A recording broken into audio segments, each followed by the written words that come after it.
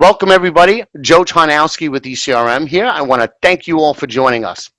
So the true test of effective packaging design is that not only does it get your product to stand out on the shelf, but it gets it into the shopper's basket.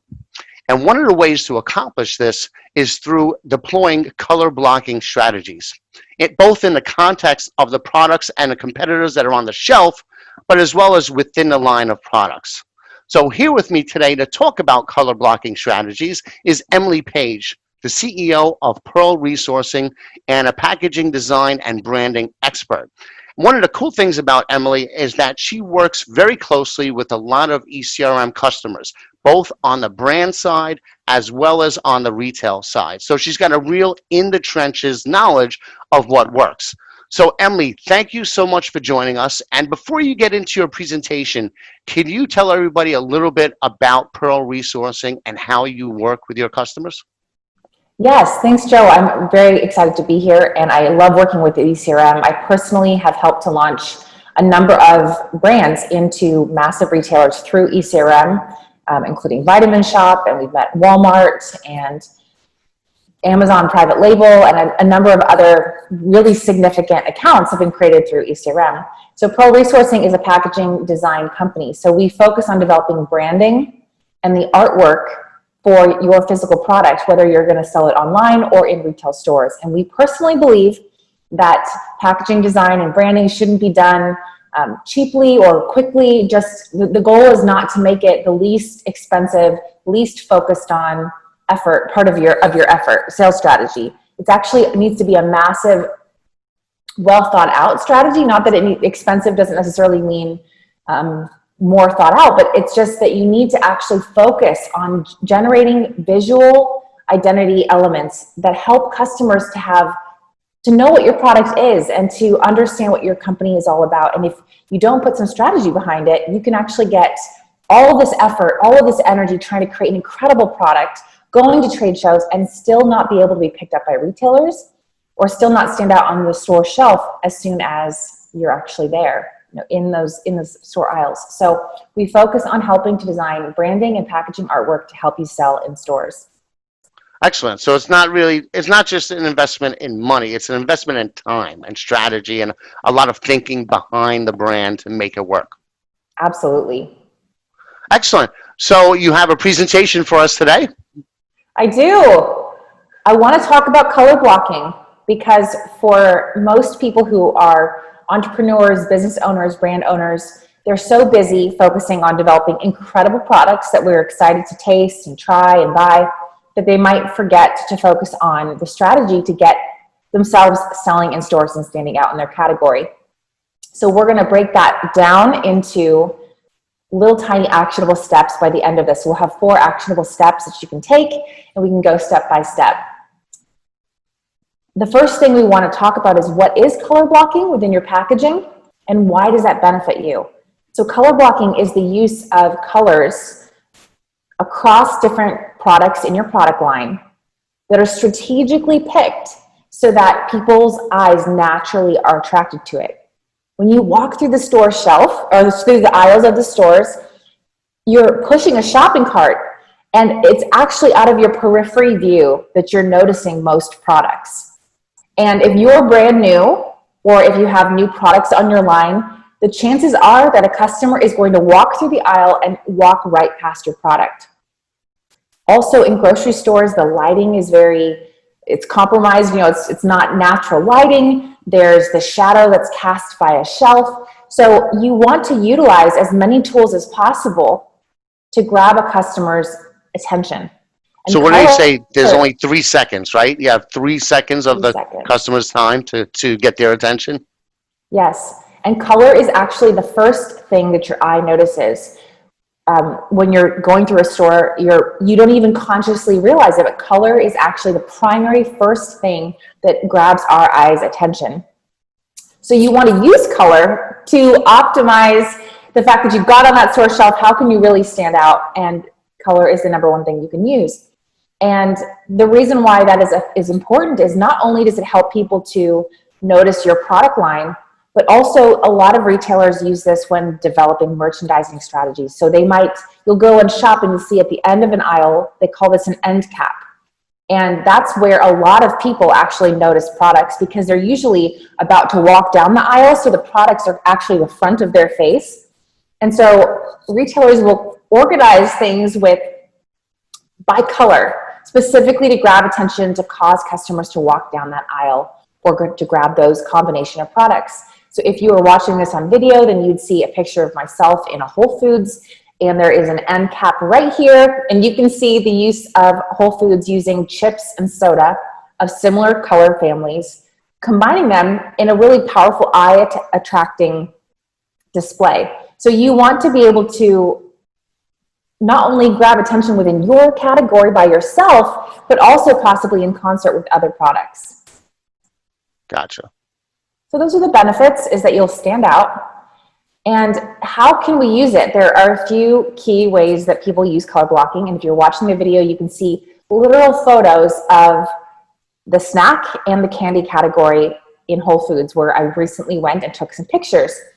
But the things, if you're not watching it and you're listening, what you would be able to see is that the color blocking can be either used as a solid primary color. So for example, one box that's mostly green, mostly blue, mostly pink.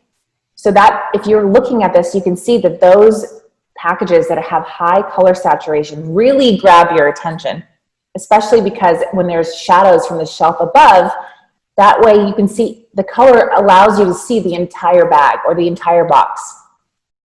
But if you don't want to use that because it feels off brand, it feels too playful or young, you can also use color blocking when you're just calling out a specific flavor. So if you look at Theo's in this picture, and for those who are listening, you can just see that on the left-hand side of the Theo's chocolate bag, stand-up pouch, there is a block of color to the left of the packaging artwork. And what that does is it helps a customer to understand, oh, this is a Theo's chocolate, which we can tell because the logo is consistent across all the different flavors.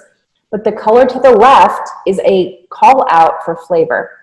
So you'll have an almond, a peanut chocolate, a hazelnut chocolate. And the fact that the different colors are there helps me to know I'm buying a different flavor. You can also see this on the bark fins that are over here, which is a chocolate bark. And it's very thin. It always has little almond inclusions. If I were to look at the packaging as I'm walking, I may not realize that those are different flavors. The color bar at the top helps me to know each of these is a different flavor. Other ways that you can use that is actually with shading, so that you can take an image. For example, if you're always selling popcorn, you can use lighter colors right behind the popcorn to indicate different flavors, which is a way that you can add shading.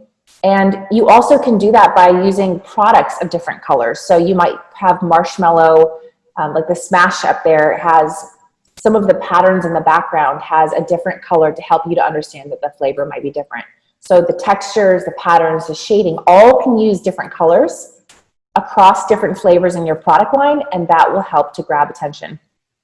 Gotcha. And as you can see, it's like not every shelf is equally lit, depending on where the lights are, what kind of lighting it is. So you have to take all those things into consideration, right? Yeah, in fact, it's shocking. As you're looking at this, when you're shopping in a store, if your product is on the shelf, or you might have pet brands that you like shopping, you may not actually notice this.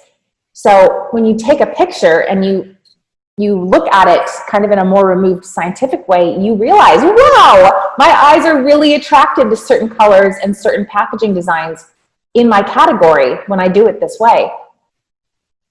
So I want to talk about how do you pick the colors for your color blocking strategy? And what's really interesting, so besides the fact that our eyes are attracted to color in general, our eyes are even more attracted to contrast. So if you had a sea of red packaging, we may not notice that when we're walking past it. We may not realize that there's different brands that are there on the store shelf. And within one box, if all of the colors are shades of red, again, it will not attract our attention and it might actually blend in. So the primal part of our brain, the back part, which is the part that's processing these colors, looks for contrast. And if you're watching this on video, so we highly recommend if you're listening to the audio that you come and watch the video as well to get the most out of it. You can see a color wheel. So if you're just listening, imagine a color wheel where all of the different colors and shades of a rainbow are in a circle. And what you do to maximize contrast is pick the color that's on the exact opposite. So here you can see purple, the exact opposite would be yellow. You can see green, and the exact opposite would be a bright red.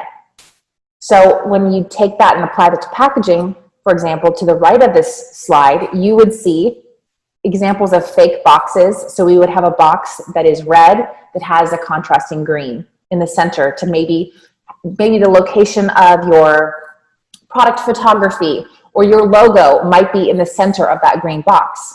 And then below that is an example of another box that could be within your product line, and it would be a green box with a red center. If you put these two things next to each other, and that's how you've designed your packaging, the contrast is almost, it draws your eye in because you're like, what is going on there? It creates movement is really what it does. Your eye is trying to figure out what is going on.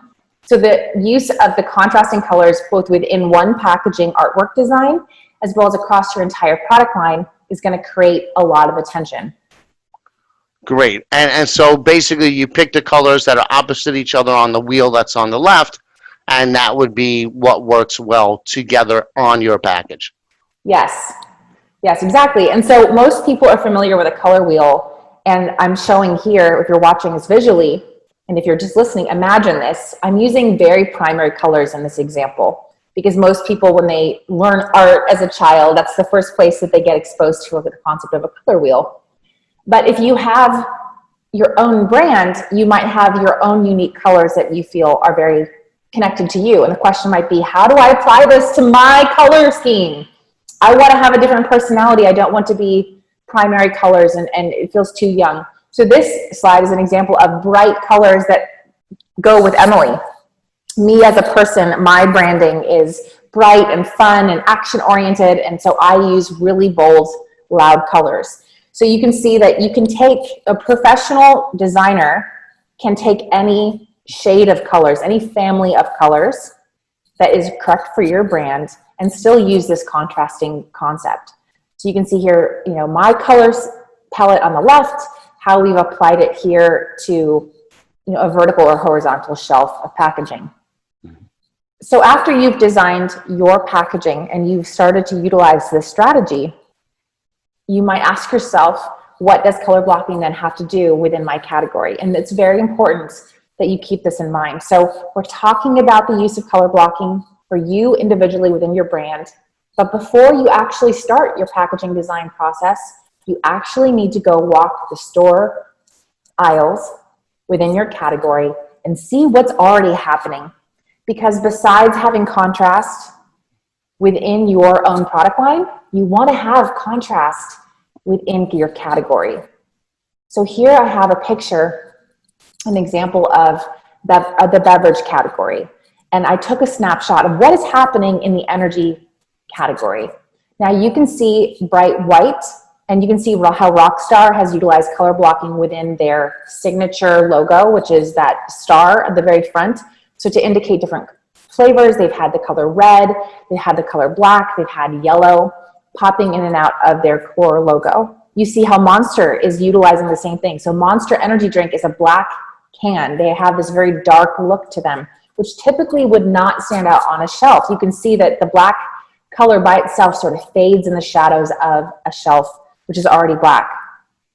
They're using color within their logo. So they have a green M, they've got a blue M, and later on in other store shelves that have beverages, you can even see that sometimes they will actually turn cans white to create contrast. So the use of color is played throughout all of their packaging artwork, their logo, but it has to be done strategically for it to be effective.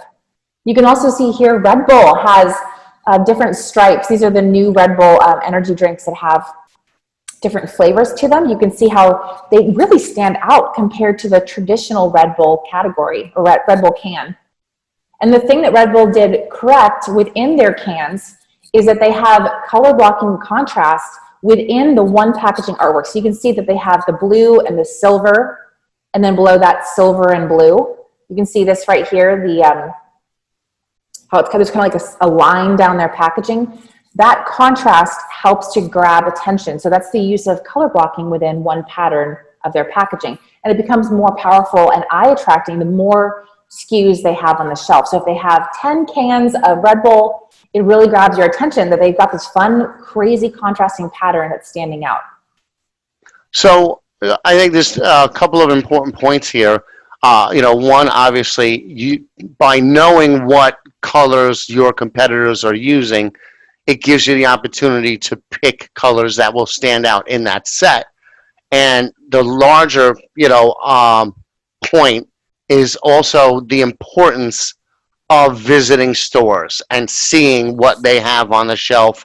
All of the stores that you're planning to be in, do this and do that research well before you start getting into your thoughts on what the colors should be, correct? Oh my gosh, Joe, yes. And what is fun about it is you can turn it into a team project.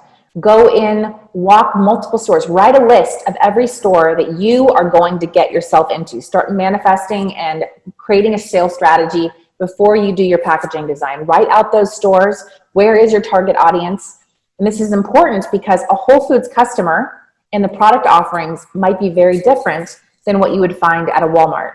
So you may not find Monster Energy drink at Whole Foods. So that's not actually a competitor you need to worry about when you're designing something to stand out. It's interesting, especially like the sunscreen category, which I was recently working in. Whole Foods has very different products than you would find at Target. So go walk the stores where you're planning to strategically stand out. Take your iPhone out, stand back and take a picture of the entire store shelf. And when you go back and talk to your packaging design team and the rest of your team designing the next packaging artwork, look at it and say to yourself, what stands out? What is melding in and not standing out, and what is really catching my eye? And so, for example, if you were going into the beverage, the energy drink category, I wouldn't recommend that you look very similar to some of these packaging designs, or you're not going to stand out. You want to design something that would be in contrast with what's currently out here on the market. So you're taking both into consideration. One, using color blocking in comparison to your competitors, but also within your brands, color blocking to stand out from each other too. So you have to kind of find a balance between those two. Yes. And if you're, for example, a company that is really strictly online, most of your online sales is where you're competing. You can do the same thing when you go to Amazon. So if you're selling on Amazon or you're selling on Walmart.com or Amazon, ECRM has different Amazon buyers that come. So if you're planning to sell online, you should do the exact same thing when you type in the search field, hey, we're launching a new beverage, go look and see what is out there on the top first 2 pages of the search function, just to see what is going on there as well. And on your own store, so this is what's interesting. Many people ask me, what is the difference between packaging design for stores versus online commerce?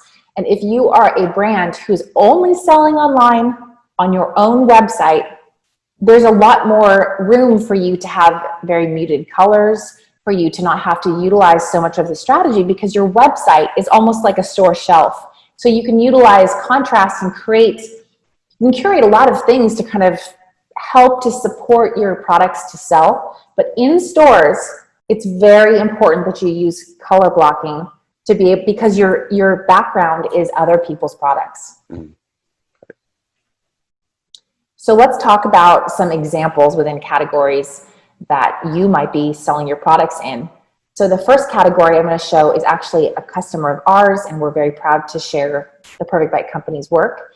So they sell frozen food, and what is so interesting about the frozen food aisle is that the lighting is terrible, because it just takes one person to go in and open that freezer door and be indecisive about Rocky Road versus strawberry ice cream, and they let all of that hot air come in and the entire glass door steams up.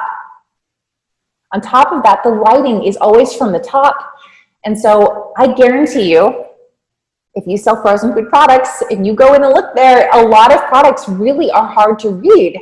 And so you need to use color blocking. So for example, with This particular brand, you can see that a lot of these are frozen appetizers that the Perfect Bite company sells. This is their branded product line.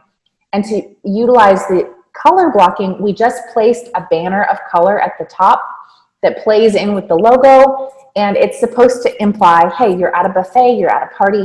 What would this product look like on your, it can't be too sharp and crazy because we're trying to sell something sophisticated. So this is an example of the use of color blocking that helps to grab attention. But it's not so crazy that you can't see it anymore. This is another example of color blocking that we actually did within one brand. So the brand is Selena Skincare Solutions by Kimberly Snyder. She's a famous author, thought influencer on the topic of health. She's written books with Deepak Chopra, all about how to have beauty on the inside out through what you eat, and also having organic products on the outside of your skin. And so because their products are sold in high-end boutiques and they're also sold within their online commerce platform, we were able to use color blocking within one product line. So the logo remains the same fonts, the positioning is constant, but the color, the use of color across the different categories helps you to grab your eyes as you want to buy all 4 of the products within their line. And it really stood out within a boutique environment where a lot of those products are so mod and the colors are muted so they can be cool, but they don't stand out. So this is something that we did to really help them. It was a lot of play. If you come and watch the video, you can see that there's a blues, a bright yellow, a deeper, heavier gold, as well as a rich orange, very hippie coloring. Next, we have Albanese, which is a company that often goes to ECRM, and they're world famous for their gummy bears. And you can see them in CVS, you can see them at Target, you can go get them at the Sprouts bulk bin. They also have a chocolate line, which we designed their packaging for. And because most of their colors that they use for their gummy bear line is playing on primary colors and is very playful and youthful, we took a richer, deeper tones to apply to their chocolate, which is a more elevated, sophisticated, and expensive product to buy off of their website. And their core logo is Albanese, which we've kept consistent. And the colors of the entire packaging is what we played with. To add some depth, some field of depth, we did a UV spot pattern. So if you look closely at some of these boxes, you'll see a hashing across there. And it actually, when you hold the box in person, it changes in the light. You can see this pattern when you move the box under different light settings. So that helps to grab attention, and it looks incredible when it comes to social media. Customers reposting things. Another example that we did not do this one, but Dr. Bronners is, a famous brand, and for a long time they had a very medicinal, simple label, and they started to grow. They started to get into more stores, and you know what they did? They added color blocking. So you can see here that this is a way that they indicate different scents is by the use of color, and they really have simple packaging. They didn't deviate from their brand at all. This label format has been consistent for years. You can just see white, simple box, kind of like medicinal looking label, but the use of color is what helps them to stand out and become a little more modern. And of course, here's a great example, LaCroix. I drink LaCroix like crazy. I mean, every day with ice and trying to do some low carb, healthy diet or choose that as an alternative to a cocktail. And LaCroix has done a really wonderful job of utilizing color blocking to indicate different flavors. And you can see that they've kept consistent the colors of their logo. So LaCroix is constant in this dark blue. They have the same kind of waves and patterns, but the color is what indicates different flavors.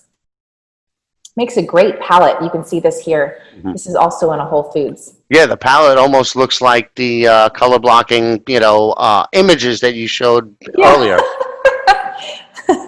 Exactly. This here is another great example, Annie's Organic Fruit Snacks. Annie's are just such a fun company because they really focus on serving moms and dads who wanted to give healthy snacks to their kids. And here you can see utilize color blocking within a very primary color family in so many different ways. So you can see this with the fruit roll-ups where they have just solid colors where the finger and the hands on the inside, which are holding the fruit roll-ups, have a deeper shade of the color that they already have selected. So this is really well designed to be able to stand out together in a family, in a product line family.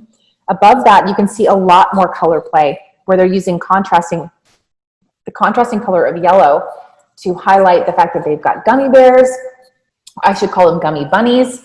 And then the primary, the contrasting colors are in the body of the actual packaging artwork. It's really, they've really done a fun job. So the things Well, I noticed, actually, and it looks like you're going to go into it in the next slide, about the call-outs too. And they each have specific call-outs, fonts, things like that. Yeah, and so so with packaging design, there's two things that we need to have happen, and they kind of are in conflict with perpendicular lines. One is that we need to have contrast so that something grabs our attention. It needs to be loud, or there needs to be movement in some way, but at the same time, it can't be too funky and crazy. It needs to be consistent enough for us to be able to identify it, or to be able to quickly go and read where the flavor might be, or the brand or logo. So those are two perpendicular concepts, to have consistency across your product line as well as variety. And so the way that you keep that is that you keep your logo in the same place across that product line, or you keep the flavor in the same location with the same fonts across that product line with the same colors. And then you allow the colors in other areas to change, so that way you have consistency and variety in one packaging design. So there's some things though that you want to avoid. Please do not use all dark shades. So if you are, for example, really looking to be very bright or very dark because you want to create a certain feeling, you need to find at least one signature contrasting color to be able to make your packaging stand out if you're selling in stores. If you're doing it online, you can get away with quite a lot. But in stores, you need to take into consideration the fact that you're on a dark shelf, and so you want to use dark colors and light colors together to create contrast. You don't want all the colors to be in the same family. So red on red on red on red, different shades of red will really not work well. Your eye just won't catch it. So you want to use contrasts. You don't want your fonts to be too small. And so you might be saying, oh, look, I'm doing contrasting colors in small fonts. People will not be able to see it. If you have a purple box with small yellow font, it really will not work well. You need to make sure that the contrast needs to be within shapes, fonts, patterns that are large enough that will grab my attention. And I'm talking large. So you don't want it to be tiny little shading. You want it to be something that's going to really pop. So when it comes to smaller fonts, what if you have a lot of information you're trying to convey? Should you limit the amount that's on the front and, use other means of doing that? Yes, 100%.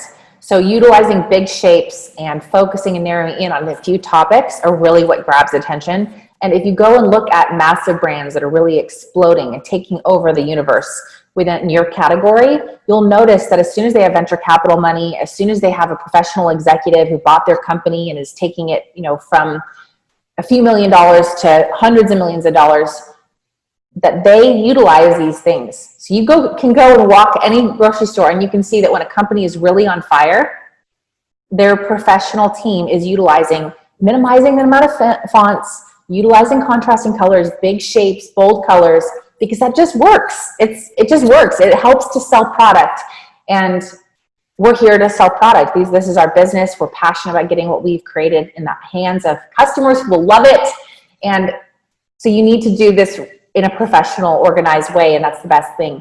If you want to have small font and you've got a lot of information to share, I highly recommend that you put it on the back of the box and that you use simple, not crazy fonts, not crazy colors. Let's just use black and white because it's simple to read. And you can even do something where if you have a blue box, you can do on the back a white box around your nutritional and ingredients, or the romance copy on the back of the box. That way, you don't need to grab their attention once they've already flipped the box. You need them to be able to read it. So I would focus on that for the back. And you could always use a QR code that leads to more information if you want. Yes, I'm all about that. Getting customers to be a part of your bigger community. This is a powerful way that you can keep the conversation going with customers after they bought your product in stores, so they keep coming back and buying it later. I love that idea. So what are the actions that you can take today? How do you actually apply this to your packaging design? First and foremost, walk your category aisle and take pictures. So grab your iPhone or your Android, stand in your category, literally make a list of all the stores you're going to go to, collect those pictures, put them into your Google Drive folder, and organize them, and send them to your packaging artwork team. Share them with your branding team. Look at it as an analytical exercise to see what's missing and what's a repetitive color scheme that you're noticing, and how can you be different. The second strategy is to make sure that you create and print physical mock-ups before you actually go to mass production. The reason why this is important is because it's going to help you to validate the colors, because sometimes one red may not be as saturated or powerful as another red. And so you want to print those and actually put them in store shelves to see how it stands out. And also, most people who do graphic design, I shouldn't say most people, I should say an error that some graphic designers do is that they will design within a vacuum of their own computer screen. And most brand owners do the same thing. They look at the packaging, they print it out maybe, they look at it on their own table. They forget to take it to a store and actually look at it in contrast to the competition. And we can't help it. I've done it myself because you get so busy. It's so much work designing packaging artwork. It seems like, oh, this isn't that important. What is it, putting pictures on a box? But it really is a strategy. You've gone all this way doing this incredible product, manufacturing, putting up all this money for packaging and manufacturing. You need to bring it home. And this is that last thing that puts a bow on it. And so I highly recommend that you create physical mock-ups and take them into stores. If you need someone to do that, Pearl Resourcing obviously can print mock-ups for you so that you can take them either to show them to your retail buyer for an ECRM presentation, or take them into stores to test the colors in real life. And then there's two other steps. Hire a professional packaging designer. I know it's a temptation to, especially if you're a startup and you're bootstrapping, it's a temptation to try to save money in every single area, which is important. It's important. You need to be strategic, but you also need to put money where it matters. You know, so are you going to shortchange your customers and use cornstarch syrup for a product if you're trying to sell something organic just to save a few dollars? No, you need to do it in a way that's going to create brand loyalty and add to the long-term equity of your product. So I recommend hiring a professional who knows how to do packaging design. Of course, my favorite is Pearl Resourcing, but there's a million companies out there, and I just recommend that you at least go get a quote and consider investing some time and money into someone who can really help you. The second thing is you can talk to a product growth consultant, like hire someone who is experienced in launching products who can also help talk you through this. If this is an overwhelming process, you can't figure out how to be different, go talk to someone who can help you. You can go call someone, try to get a mentor off of LinkedIn. You can ask your retail buyers at ECRM to give you feedback of the packaging artwork before you go to mass production. I have a client who's going to ECRM, and we're doing some packaging design for them, and they are going to take 3 different options to go show their retail buyer and say, before we pull the trigger, which one do you want to have in your store? And if you want to talk to me, you can hire me, and here is my website. It's emilyannpage.com, and you can do a 15-minute consult, and I can give you a quick perspective of it to help you get an idea of what you should do.